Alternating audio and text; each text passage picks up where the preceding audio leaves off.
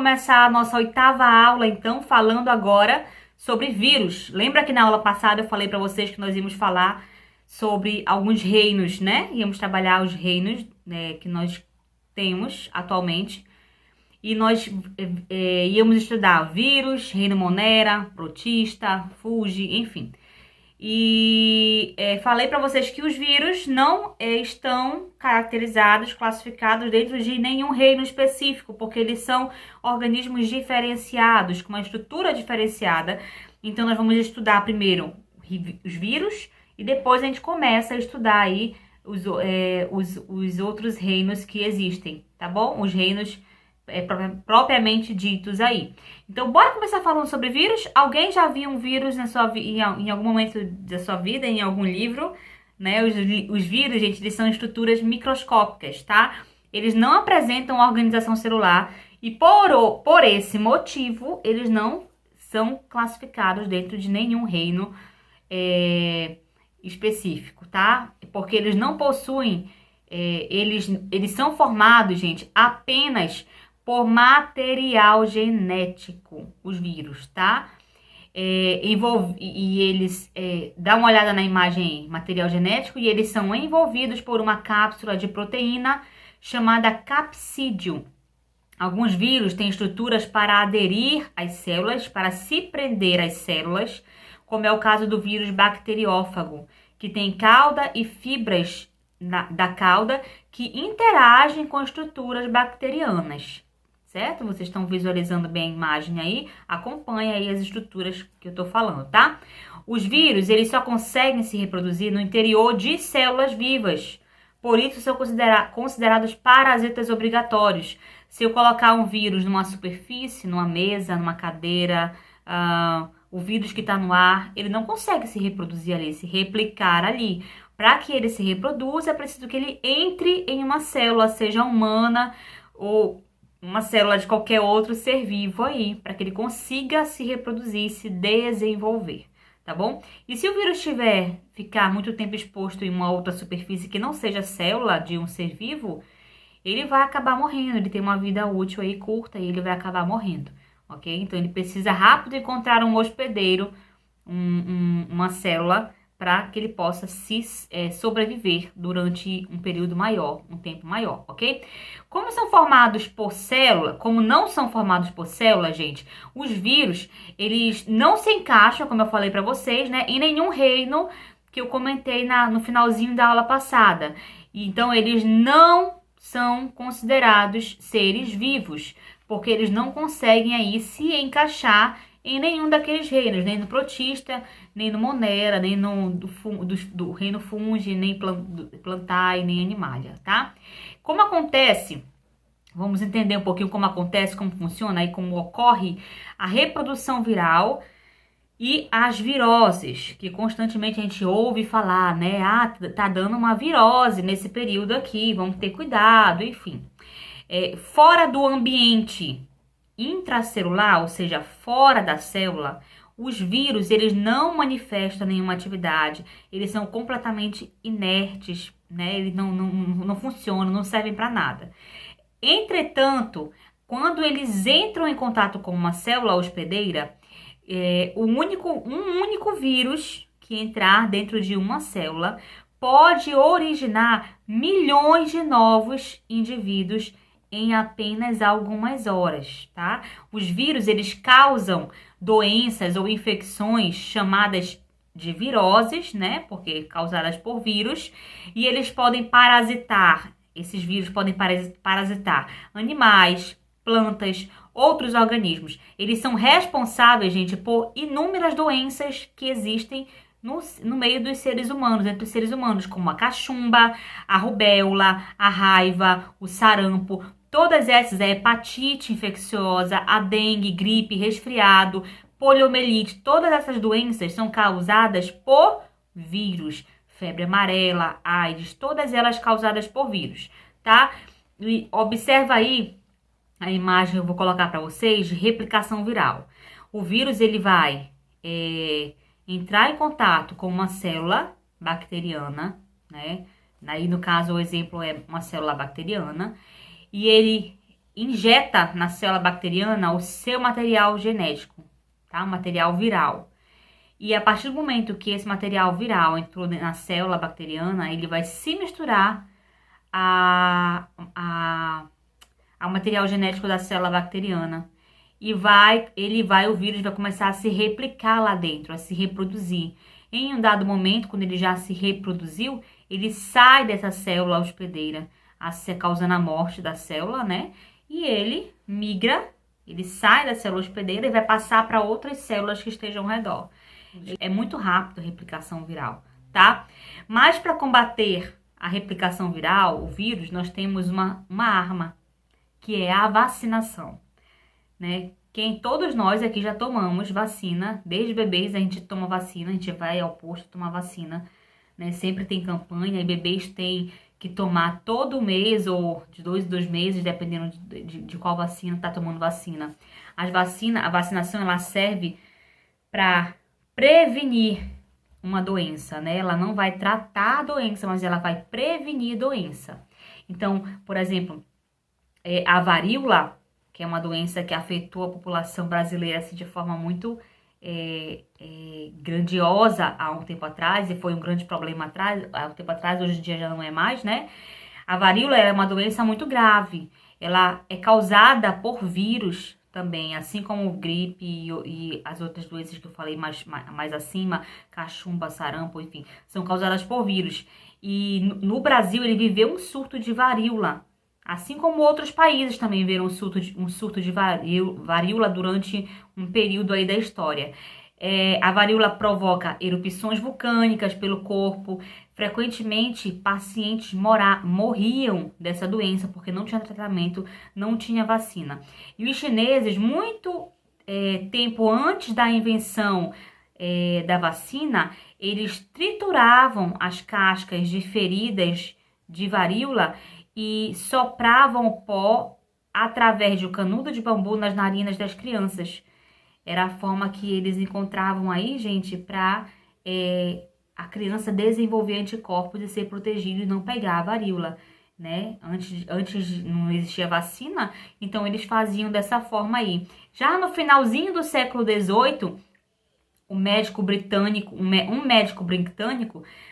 observou que algumas vacas, elas possuíam feridas parecidas com a varíola no seu corpo. E observou e que mulheres responsáveis pela ordenha desses animais, se expostas a uma doença de varíola, tinham uma versão bem mais branda da doença. Então, ele recolheu o líquido das feridas da vaca, né? E aplicou nos arranhões de um garoto, no machucado de um garoto. Posteriormente a ser exposto ao vírus da varíola, o menino não contraiu a doença, porque ele já tinha sido exposto à varíola antes, que a secreção que saía lá do corpo da vaca. Então, essa exposição aí foi benéfica para ele, fez com que ele não contraísse mais varíola. E o pesquisador, o cientista foi observando essas situações aí. E com base nos resultados desses outros experimentos, foi surgindo as primeiras vacinas contra a varíola, né?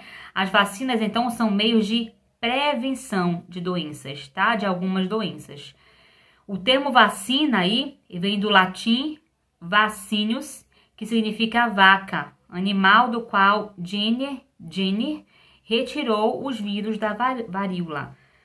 Então, vem daí o termo vacina, tá? As vacinas, elas contêm micro-organismos, estruturas muito pequenas, causadores de doenças que já estão mortos ou atenuados, tá? Bem enfraquecidos. Ou ainda, eu posso ter vacinas que são fabricadas com a parte desses vírus aí, com pedaços do vírus, né? A gente está ouvindo muito falar sobre isso, porque a gente está vivendo um período agora de pandemia, né?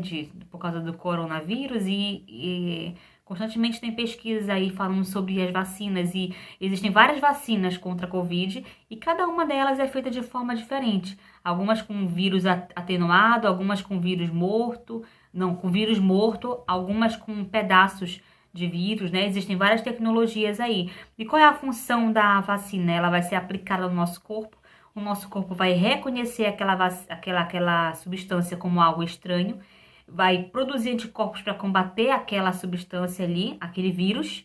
E quando você pegar o vírus de verdade, o seu corpo já vai ter esses anticorpos, já vai ter na sua memória. Ai, eu já vi isso aqui antes, né? Eu já sei como combater isso. Aí eu vou mandar, aí o nosso corpo, ele automaticamente manda um anticorpo aí para combater aquele vírus, porque você já tinha entrado em contato com o vírus antes através da vacina. Então você acaba sendo protegido aí, tá bom?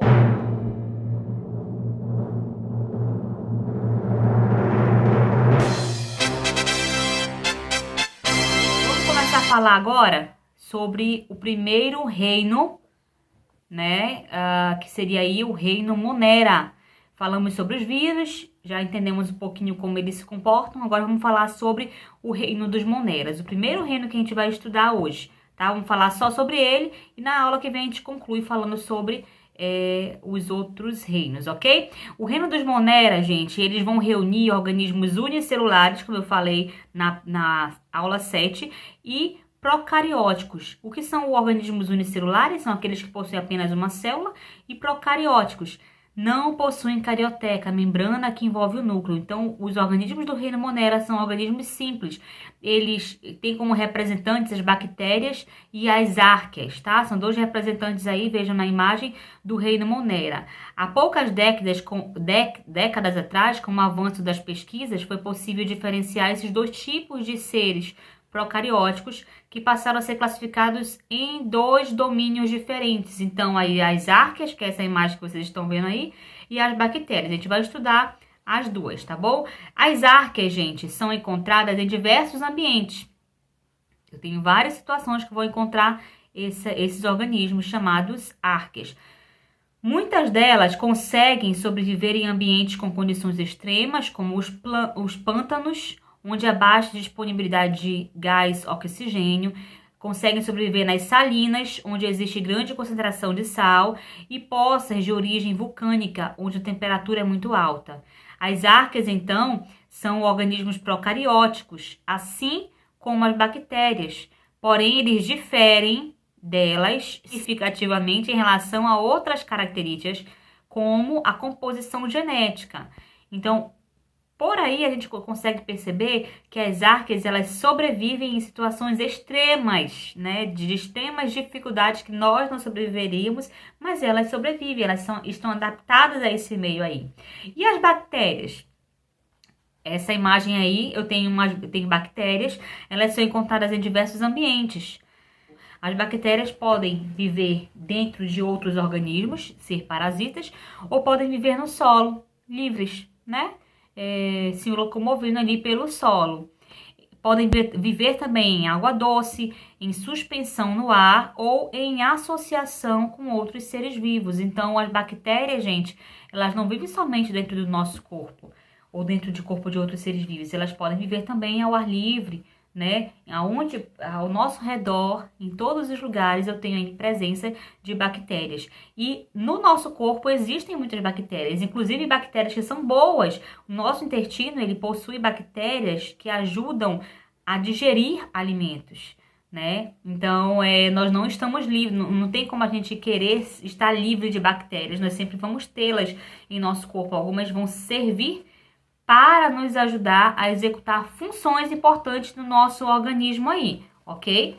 Então, esse negócio de eu tô limpa, eu não tenho bactéria nenhuma, eu não tive contato, não existe. Nós temos bactérias naturalmente dentro da nossa flora intestinal, dentro do nosso corpo em geral, tá bom? Como é que se organiza, gente? Aí vamos dar uma olhada agora a estrutura celular das bactérias. Dá uma olhadinha aí. Eu tenho algumas estruturas celulares das bactérias e eu quero que vocês as observem, tá? As bactérias, elas são seres microscópicos, medidas geralmente em micrômeros, são muito pequenas. Elas podem viver isoladamente ou em grupos, constituindo colônias, e suas células podem apresentar diversas formas.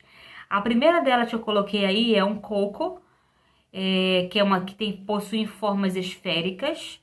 A segunda delas, Streptococo, colônia de cocos alinhados, né? Olha a estrutura dela como é organizada. A terceira aí, eu tenho o bacilo, que é uma forma de bastonetes. São bastões, né? Uma bactéria em bastões. E em quarto, eu tenho aí o espirilo, que tem uma forma espiralada, né? Lembra aí, tem uma certa ondulação. E eu tenho o vibrião, que tem uma forma de vírgula, né? Uma forma um pouco diferente, não é nem compridinha esticada e também não é espiralada. Ele tem uma forma mais tortinha, né? Lembra um pouco aí uma vírgula. E como é a estrutura bacteriana? Vamos lá exemplificar essa estrutura bacteriana. Olha aí, a bactéria, gente, ela é formada por, primeiro, uma parede bacteriana. Observa aí, é uma parede mais espessa, mais grossa. Eu tenho, nessa estrutura aí, ela é firme, ela é rígida, ela envolve, protege a membrana plasmática da bactéria. E aí, depois eu vou ter uma membrana plasmática fininha, né? Ela vai delimitar a célula e vai permitir a troca de substâncias entre a bactéria e o meio externo. Quando a bactéria estiver precisando de alguma substância, ela vai permitir que a substância entre na bactéria. Quando ela não quiser essa substância, ela vai permitir que a substância saia da bactéria. Eu tenho o citoplasma, esse líquidozinho aí, olha. Tudo que tiver aí, né, dentro é considerado citoplasma, tá? E aí tenho mergulhado no citoplasma o DNA da bactéria. Vocês podem visualizar aí, ok? Esse DNA, o material genético aí da bactéria. E vamos entender como é que funciona a reprodução bacteriana. A reprodução bacteriana, a gente vai funcionar vai acontecer através de divisão binária. Olha aí, observa aí. A maioria das bactérias se reproduz pela divisão binária, tá? Onde eu tenho aí uma mãe que vão gerar duas filhas idênticas.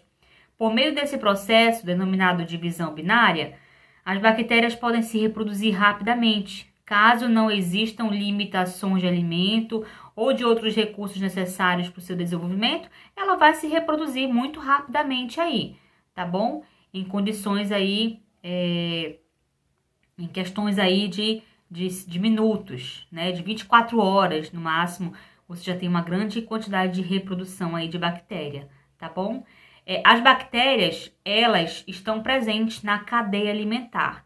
Ano passado a gente trabalhou cadeia alimentar e a gente percebeu que as bactérias estão presentes aí, né? Na cadeia alimentar, geralmente em toda a extensão da cadeia alimentar. Elas se alimentam aí, elas são muito importantes para o bom funcionamento do ecossistema. Elas são organismos autótrofos, né? Que são capazes de produzir o seu próprio alimento, então não vão dar trabalho nenhum. Elas servem de fonte de alimento para outros seres vivos, que são os organismos heterotróficos, que dependem de outros seres vivos para se alimentarem.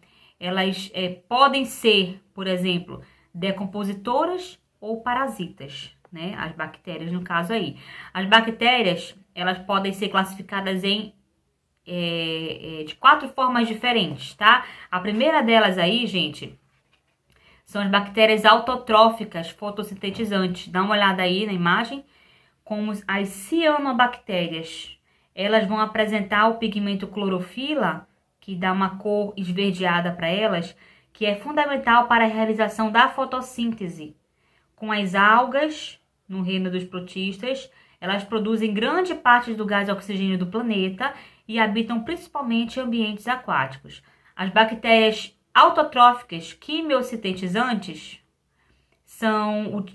utilizam substâncias inorgânicas, como compostos de ferro, enxofre ou nitrogênio para produzir o próprio alimento delas. E elas são independentes da luz para sobreviver.